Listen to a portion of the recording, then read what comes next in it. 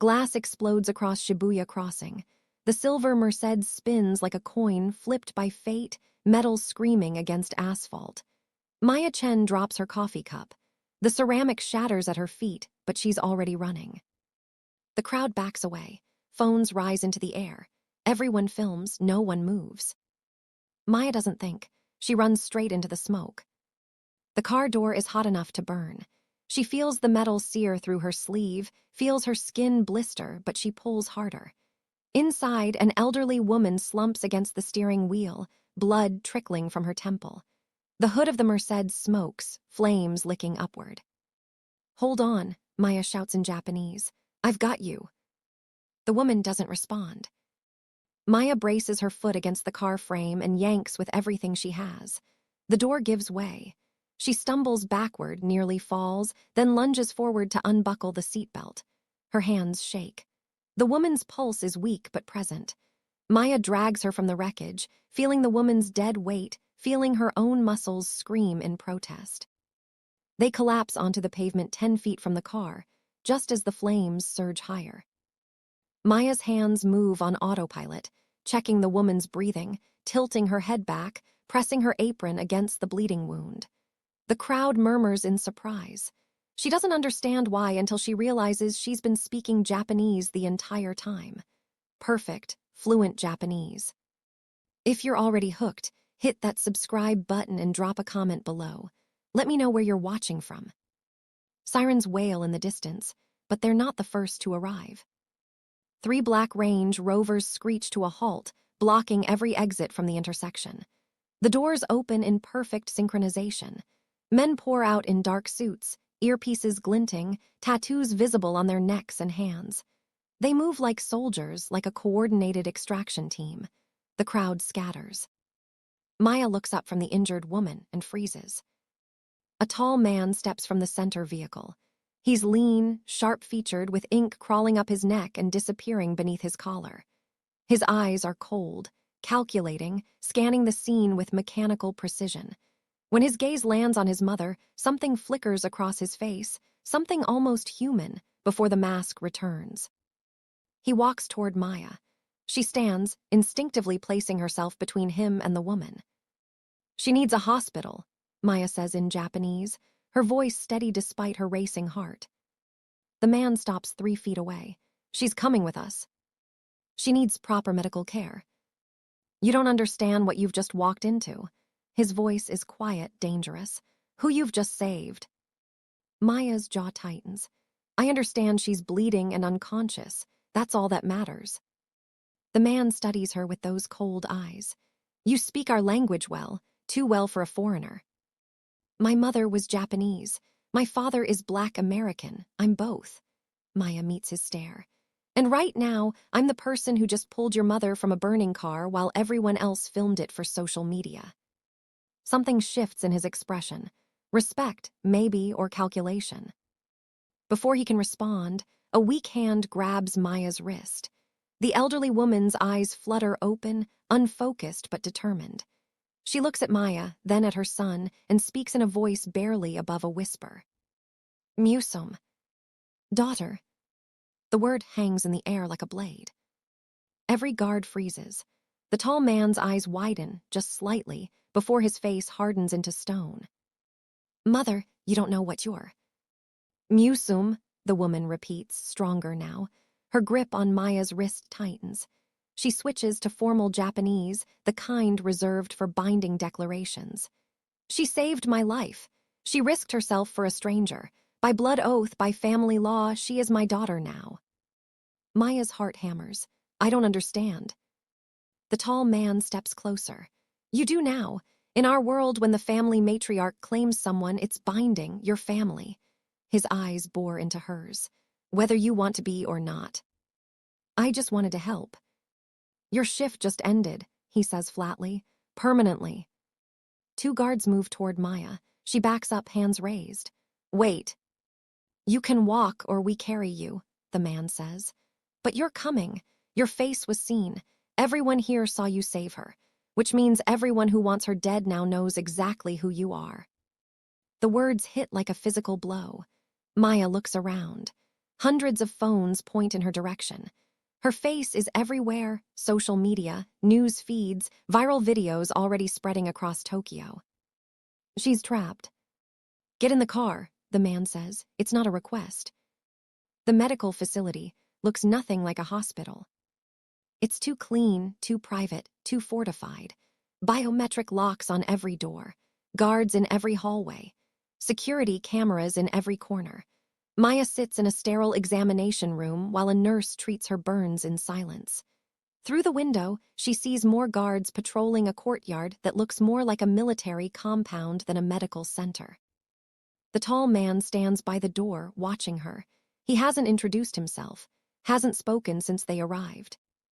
"Can I go now?" Maya asks. "No. I'm not injured, not seriously." "You're a target now." He crosses his arms. "You understand that, don't you? Someone tried to kill my mother today. They used a car accident to make it look like an accident, but it wasn't. And you were seen pulling her from that car, which means they'll come for you to get to her." Maya's hands tremble. She hides them in her lap. "So what am I supposed to do?" "Stay alive."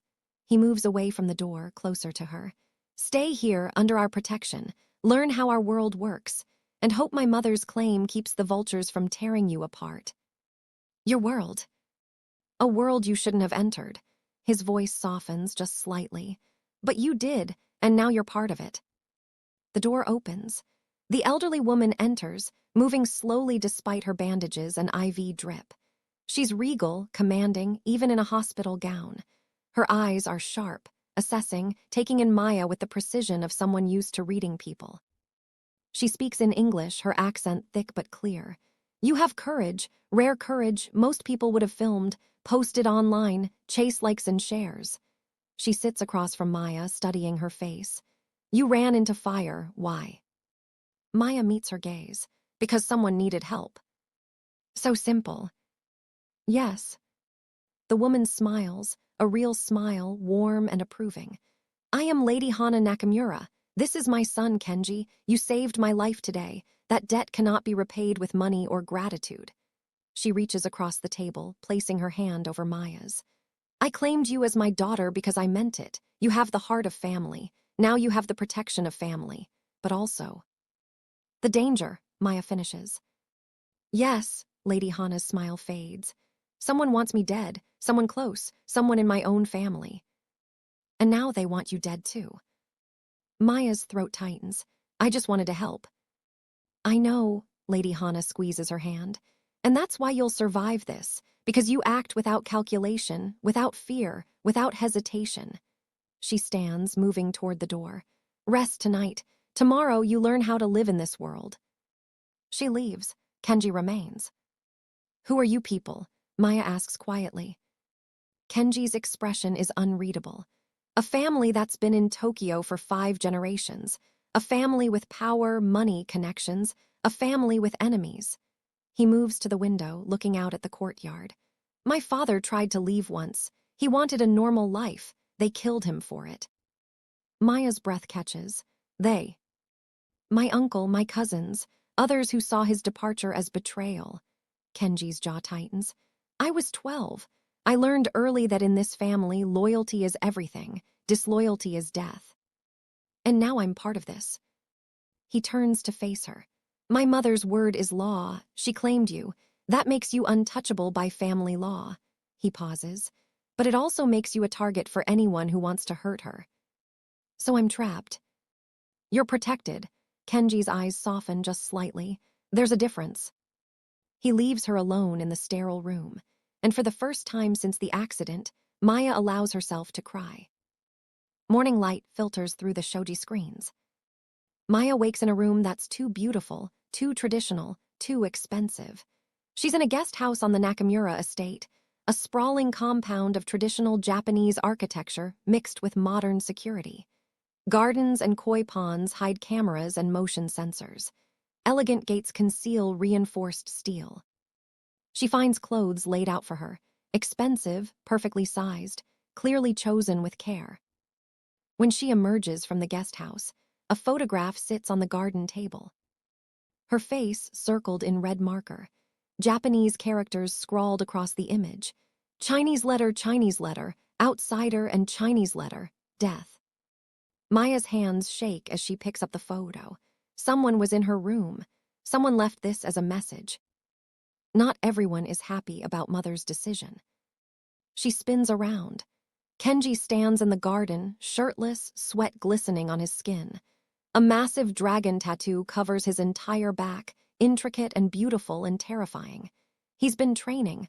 A wooden practice sword rests against a nearby tree. Maya holds up the photograph. What the hell is this? A warning. Kenji doesn't seem surprised. Some family members think you're a weakness, an outsider who doesn't belong. They're right, Maya's voice cracks. I don't belong here.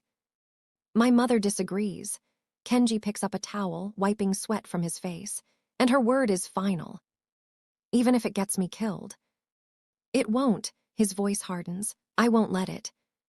Footsteps approach. A man in his 30s, muscular, with a scar across his eyebrow, studies Maya with open skepticism. He speaks in casual Japanese, the kind friends use, testing her fluency. So you're the one who saved Madame. Your Japanese is surprisingly good. Maya responds without hesitation, matching his casual tone with perfect politeness. Thank you. I've studied since childhood. It's an honor to serve the family. The man, Yuki Tanaka, Kenji's head of security, nods slowly, impressed despite himself. You pass, for now.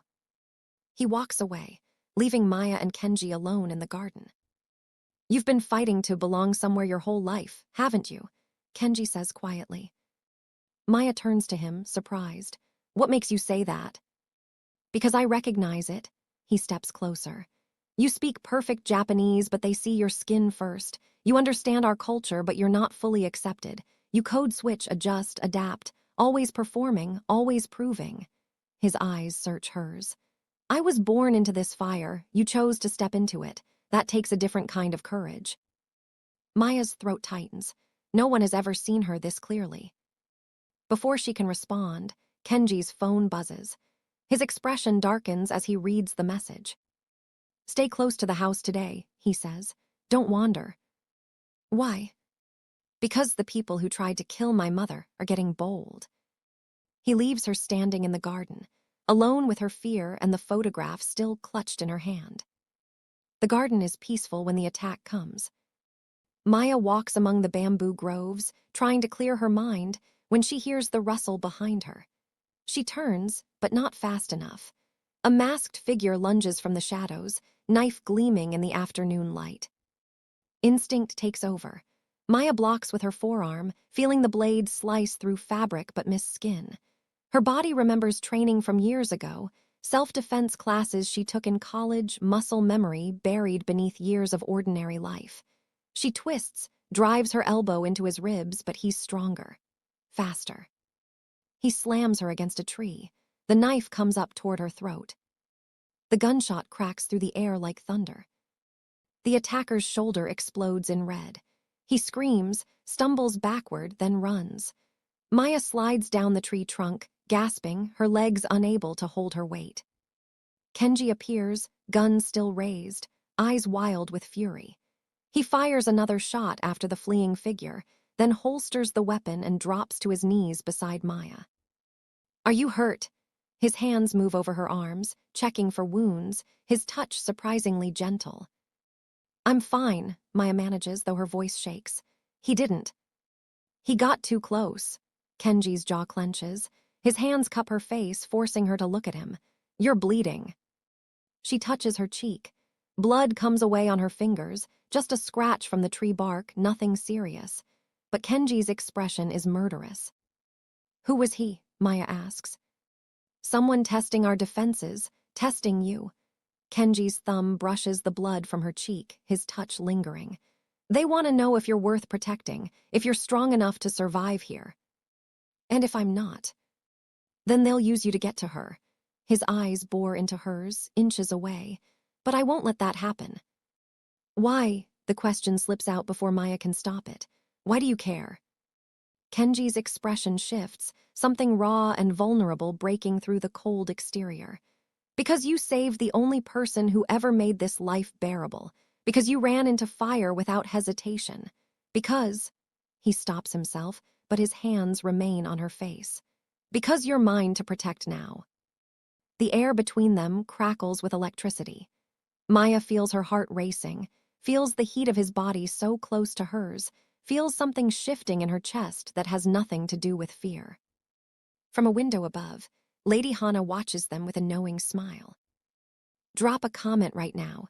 Do you think Maya belongs in this world, or should she run while she still can? The next 3 days blur together. Maya maintains her facade during estate dinners, speaking perfect Japanese, bowing at exactly the right depth, using the correct honorifics. She impresses the elders. She earns nods of approval. She performs her role flawlessly. But at night, alone in her room, she video calls her sister Amber in California. "Girl, you look exhausted," Amber says, concern creasing her face. "What's going on with this job?" Maya forces brightness into her voice. "Just busy. The family I'm working for is very traditional, lots of protocol." "Are they treating you okay?" "Yeah, they're..."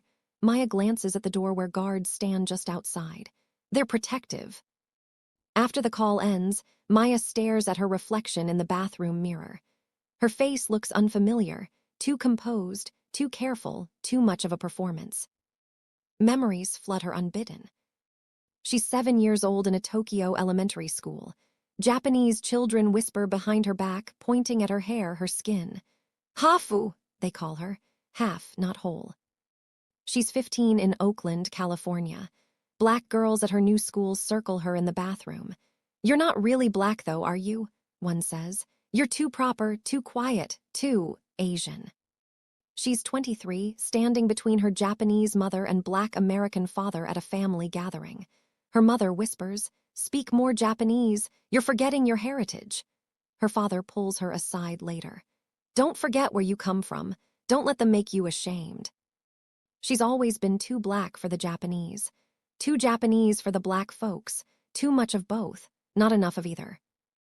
In the present, Maya's reflection fractures in the mirror like broken glass. Tears stream down her face. "I don't fit anywhere," she whispers to herself. "I never have." A soft knock interrupts her breakdown. Kenji enters without waiting for permission, carrying a tea tray. He sees her tears, sees her broken expression, and something in his face softens completely. He sets down the tray and sits beside her on the floor, saying nothing at first. Just present, just there. "My father died trying to leave," Kenji finally says, his voice quiet. "He told me once that he felt trapped, born into duty, raised for obligation, trained to lead. He never had a choice." Kenji stares at his scarred hands. "I was angry at him for years, for wanting to leave, for choosing freedom over family. But now I understand. He just wanted to be seen as a person, not a position." Maya wipes her eyes. "At least you fit the role, even if you hate it." "Do I?" Kenji's laugh is bitter. "I wear the tattoos, I speak the language, I follow the traditions. But inside, I'm just as trapped as you feel, just better at hiding it." "It's different," Maya says. "You belong to one world. I'm split between two. Too black for the Japanese, too Japanese for the black folks. I spend so much energy code switching, performing, adjusting, that I forget who I really am underneath it all." Kenji turns to face her fully. "You saved my mother without thinking about which culture you belonged to. You didn't calculate. You didn't perform. You just acted." His hand moves closer to hers on the floor. "That's who you are, someone who runs toward fire when others run away." "That doesn't solve the problem of not belonging." "You belong here." Kenji's voice is firm. "My mother claimed you. I protect you. That makes you more family than half the people who share our blood." Their hands are nearly touching now, barely an inch apart. "Kenji." Shouting erupts outside. Both of them jump to their feet. Guards scramble in the courtyard below, weapons drawn. Kenji's phone buzzes. He reads the message and his expression turns to stone. "Stay here," he commands. "What's happening?" "My uncle is here." Maya doesn't stay in her room. She follows Kenji through the hallways, moving silently, staying in the shadows. She finds him in a hidden room, a war room filled with monitors, maps, surveillance equipment. Yuki and 3 other guards surround a table covered in photographs. The hit on Lady Hana wasn't random, Yuki says, pointing to documents. We traced it back. It was ordered by your uncle, Hiroshi. He's making a move for control. One guard speaks up. And the girl is a problem, an outsider, a weakness he can exploit. Maya steps from the shadows.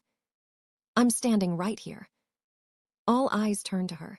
Kenji's expression is unreadable. Maya walks to the table, looks at the photographs, the evidence, the proof of internal betrayal. I didn't ask for this, she says, her voice steady despite her racing heart. I didn't ask to be claimed, to be protected, to be part of this family, but I'm here, and I don't break easily. Yuki studies her with new respect. You have courage, I'll give you that. Kenji's jaw tightens. Everyone out, now. The guards file out, leaving them alone. You shouldn't have heard that, Kenji says. But I did, Maya crosses her arms. So what now? Am I a prisoner or family? Family, Kenji's voice is absolute. My mother's claim makes you family. That means you're in this fight whether you like it or not. Then stop treating me like I'm fragile. Before Kenji can respond, the sound of screeching tires fills the air. They rush to the window. A black Lexus crashes through the garden gate, stopping in the courtyard with aggressive precision. Uncle Hiroshi emerges, older, traditional, radiating cold authority. 6 men flank him, hands visible near concealed weapons. It's time, Kenji says grimly. The courtyard confrontation happens fast. Uncle Hiroshi speaks in rapid, dismissive Japanese. Kenji, this Kuranbo does not belong here. She weakens us. She makes us vulnerable. The slur hits Maya like a slap, but she doesn't flinch. She steps forward, responding in flawless, formal Japanese, the kind reserved for challenging authority. I am not a weakness. I am Maya Chen. I am black. I am Japanese. I am Afro-Japanese American. I am whole, not torn, not confused, not apologizing for existing. Uncle Hiroshi's eyes widen in surprise at her linguistic mastery. Maya switches to English, her voice cutting. I saved Lady Hana's life while your people watched and filmed. I didn't calculate the risk. I didn't worry about politics or power. I just acted. She takes another step forward. Can you say the same about loyalty, or are you too busy planning coups? Silence blankets the courtyard. Uncle Hiroshi's face reddens. You dare. Kenji moves to stand beside Maya, a united front. She stays. Mother's word is final. Challenge it and you challenge her directly. Is that what you want, Uncle? A public declaration of rebellion. Uncle Hiroshi's jaw clenches. This will fracture the family. Then leave, Kenji says coldly. She stays. The standoff lasts 10 seconds that feel like hours. Finally, Uncle Hiroshi turns, motioning to his men. This isn't over. Yes, it is, Maya says. Her voice doesn't waver. Uncle Hiroshi and his entourage leave. The gate closes behind them. Maya's legs nearly give out, but Kenji catches her elbow, steadying her. You just made a powerful enemy, he says. Maya meets his eyes. I've been making enemies just by existing my whole life. At least now I have backup. Kenji's expression softens completely. You don't have to prove anything. Not to them. Not to me. I've spent my whole life proving myself, Kenji. I'm exhausted. He cups her face in his hands. Then stop. You fit here with me. You always have. The kiss happens naturally, tender, earned, electric. Maya feels something inside her chest unlock, something she's been holding closed for years. When they pull apart, both are breathing hard. Lady Hana appears in the garden pavilion, holding a small lacquered box. She approaches slowly, regal despite everything. 5 generations of Nakamura women have worn this, she says, opening the box to reveal a bracelet of jade and onyx, intricate and ancient. She takes Maya's wrist and clasps it on. Now you wear it, not because you were born into this family, but because you earned it. Lady Hana touches Maya's face gently. You remind my son that he is human, not just a weapon. You remind me why we protect what matters. You are family, Maya, truly. Maya's tears flow freely. Thank you. Lady Hana smiles.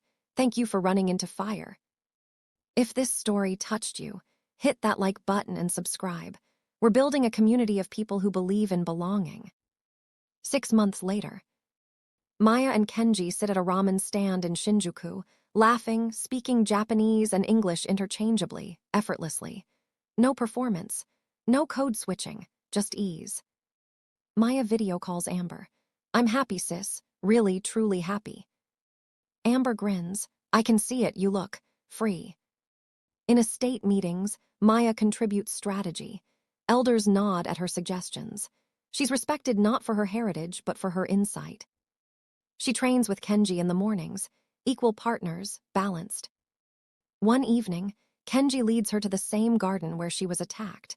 Cherry blossoms float through the air like pink snow. He kneels, pulling out a ring, jade stone set in platinum, traditional and modern at once. I'm not asking because of duty or family law, Kenji says, his voice thick with emotion.